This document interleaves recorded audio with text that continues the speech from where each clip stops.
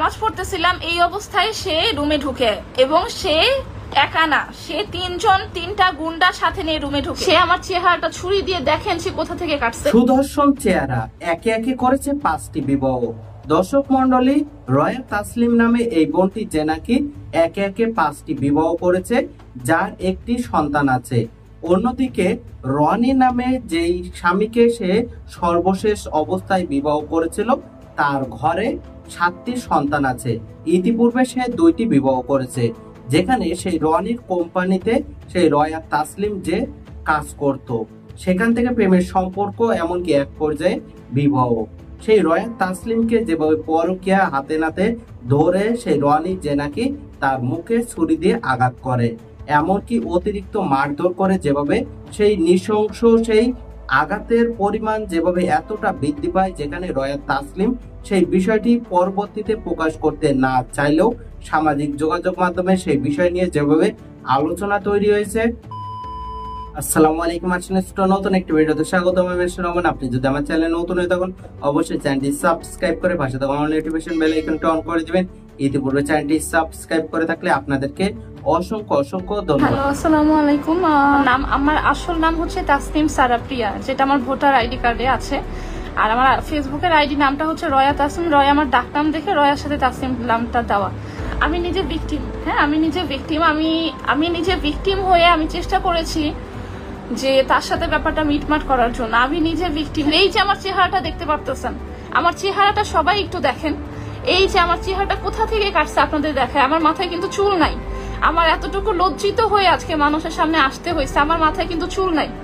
আমার এই পাশে যখন চুল কাটা হয়েছে, আমার এই পাশে যখন কাটছে, এই যে আমি আপনাদেরকে দেখাই, এই যে দাগটা, হ্যাঁ এখানে দাগটা, এই দাগটা যখন কাটা হয়েছে এতটুকু হচ্ছে, আপনারা ছবিতে দেখছেন, এতটুকু যখন চুলটা ফেলে দিছে ডক্টর সার্জারি করার সময়, তখন আমার ডক্টররা বলছিল যে আপনার চুল থাকবে না। সে আমার চেহারাটা ছুরি দিয়ে দেখেন সে কোথা থেকে কাটছে। এখান থেকে সে টান দিয়ে আমার এই ঠোঁটের এখানে কিন্তু অলরেডি এখনো এই 4 মাস পরেও কিন্তু আমার ঠোঁটের এখানে সেন্স নাই। আমার এখানে কোনো সেন্স নাই। এগুলো যদি আপনারা এখন আবার কাটেন আমি কোনো ব্যথা পাবো না। আমার এখানে কোনো সেন্স নাই, আমার এখানে কোনো সেন্স নাই। আর এখানে যে কাটাগুলা দেখতে পাচ্ছেন, এই কাটা চোখের নিচে কাটছে, এখানে কাটছে এবং এখানে কাটছে, হ্যাঁ এখানেও কাটছে। আমার মুখে সে যখন মারছে, আমার মুখে আমার ডক্টররা বলছে যে আপনার নাকে কোনো হাড্ডি ছিল না। এই যে নাকে কাটা, নাকে কোনো হাড্ডি ছিল না। আমার মুখে অলরেডি 9টা স্টিলের প্লেট এবং হচ্ছে 42টা স্ক্রু, যেটা আমার মেডিকেল সার্টিফিকেটে আছে। ডক্টর বলছে যে মোবাইলের মধ্যে ছোট ছোট যে স্ক্রু থাকে, এরকম স্ক্রু আপনার মুখে বসায় হচ্ছে আপনার এই চোয়াল, আপনার এই নাক, এগুলো আবার ঠিক করছে। আমার নাক কিন্তু এরকম ছিল না। এখানে আমার স্টিলের প্লেট বসানো, এখানে ধরলেই বোঝা যায় স্টিলের প্লেট। আমার এখানে স্টিলের প্লেট দিয়ে আমার চোয়াল লাগাইছে, এখানে স্টিলের প্লেট দিয়ে আমার চোয়ালের গুড়া ছিল, এই গুড়া ঠিক করছে। আমি আজকে যে চেহারা আমি দেখি আয়নাতে, এই চেহারা আমার ছিল না। এই চেহারা সে বানাইছে। আমার ঠোঁট কেটে ফেলছে, আমার চেহারা কেটে ফেলছে, আমার নাকের হাড্ডি, আমার মুখের চোয়ালই কেটে ফেলছে। সারা জীবন আমার এই স্টিলের প্লেট নিয়ে ঘুরতে হবে। আচ্ছা, আপনাদের সবার প্রশ্ন হচ্ছে যে আমার কি বলে আমাকে কেন খুন করতে চাইলো। আমার ফার্স্ট হাজবেন্ডের সাথে ডিভোর্স হওয়ার পরে আমি তার শপে লাইভ করতে যাই। লাইভটা আমি যখন দেখা যায় যে আমার হাজবেন্ডের সাথে ডিভোর্সটা হয়, তখন পর থেকেই আমি লাইভটা শুরু করি, জাস্ট আমার ইনকামের জন্য।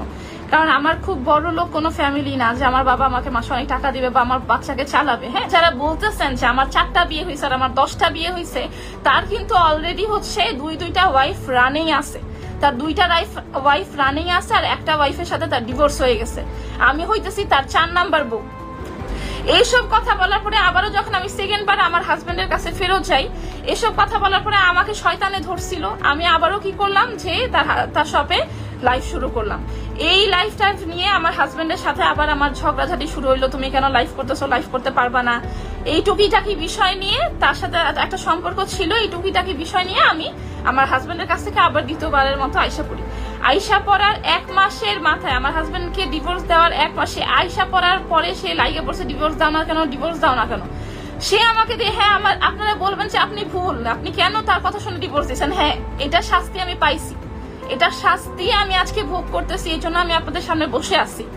আমি তার কথা ইনফ্লুয়েন্সড হয়ে আমি ডিভোর্সটা দিয়ে দেই। ডিভোর্সের 1 মাসের মাথায় আমার কাগজ আছে, ডিভোর্সের কিছুদিন পরেই সে শুরু করছে আমাকে বিয়ে করো, আমাকে বিয়ে করো। আমি বললাম যে দেখেন, একটা হাজবেন্ডের সাথে ডিভোর্স হওয়ার পর কিন্তু 3 মাস 13 দিন সময় থাকে, এর মাঝখানে কিন্তু হচ্ছে কাউকে বিয়ে করা যায় না।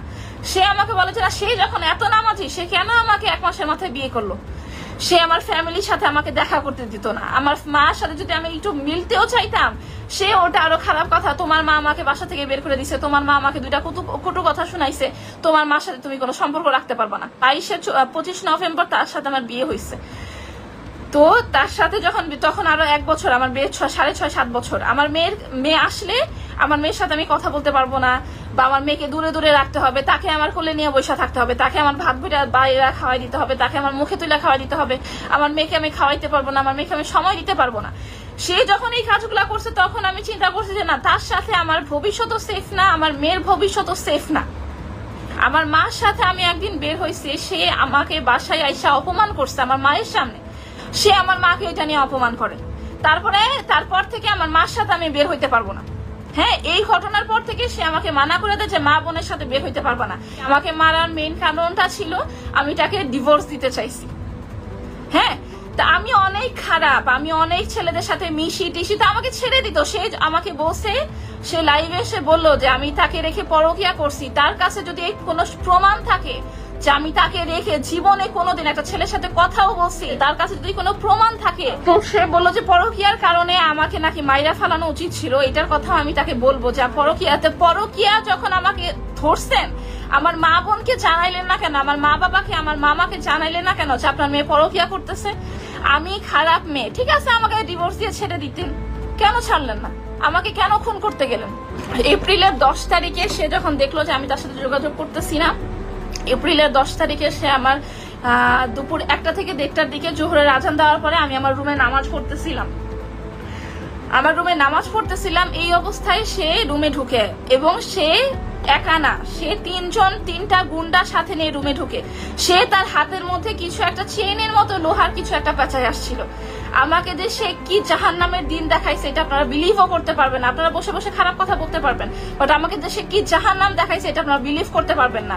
আমার এই ছবিগুলো, সে হাতের মধ্যে একটা চেন পেঁচায় আসছিল, সে আগে আমাকে ঘুষি মারার পরেই মনে হয় আমার মাথাটা কেটে গেছিল। ঘুষি মারে, আমাকে থাপ্পড় মারে, তারপরে সে আমাকে গলা চেপে ধরে আমার ড্রেসিং টেবিলের সামনে ধরে, আমি নামাজের হিজাব পরা অবস্থায় ছিলাম, আমার হিজাব টেনে খুলে সে আমার চেহারা, সে একটা ছুরি নিয়ে আসছে, ছুরি নিয়ে এসে সে আমার চেহারা এখান থেকে এই পর্যন্ত কাটে।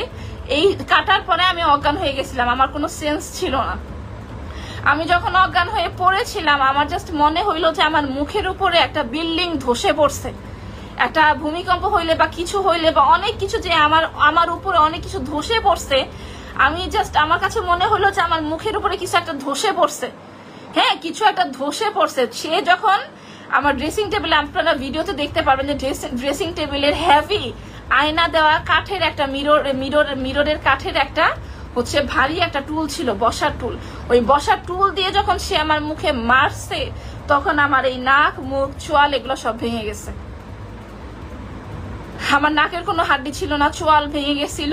তারপরে এই যে আমার চোখে সে যখন এই পাশে কাটছে, আমি অলরেডি 3টা চোখের ডক্টর দেখাইছি, আমার যখন সে এই পাশে কাটছে, আমার চোখের নার্ভ কেটে গেছে। এবং আপনারা দেখতে পারবেন আমার একটা চোখ ছোট হয়ে গেছে, আমার একটা চোখ বড় হয়ে গেছে। আমার এই চোখের নার্ভ কাটার কারণে আমার চোখ একটা বড় হয়ে গেছে, এই পাশের চোখ বড় হয়ে গেছে। তারপরে হচ্ছে যে এই চোখ আমার লাগে না। সে আমাকে এইভাবে মেরে, আমার মা যখন ভিতরে দেখে যে কি ব্যাপার, 3টা মানুষ আমাদেরকে আটকায় রাখছে, কি করতেছো তোমরা বাসার মধ্যে, আমার মা বলে, কাছের বুয়াকে বলে যে দেখো তুমি নিচে যাইয়া মানুষজনকে ডাকো, কি সমস্যা, দরজা খোলো। তখন হচ্ছে তারা বাসা থেকে নিয়ে পরকীয়ার বিষয় নিয়ে তথ্য তুলে ধরে 6 মাস পূর্বে যেভাবে রয়া তাসলিমকে নির্যাতন করা হয়, এমনকি তার যেভাবে মুখে ছুরি দিয়ে আঘাত চালানো হয়, সেখানে রয়া তাসলিমের বর্তমান যে করুণ অবস্থা, তার বক্তব্যে সেই বিষয়টি উঠে এসেছে। অবশ্যই সেই সম্পর্কে আপনাদের মন্তব্য কমেন্ট বক্সে জানাবেন। সকলে সচেতন থাকবেন, ভালো থাকবেন, সুস্থ থাকবেন। আল্লাহ হাফেজ।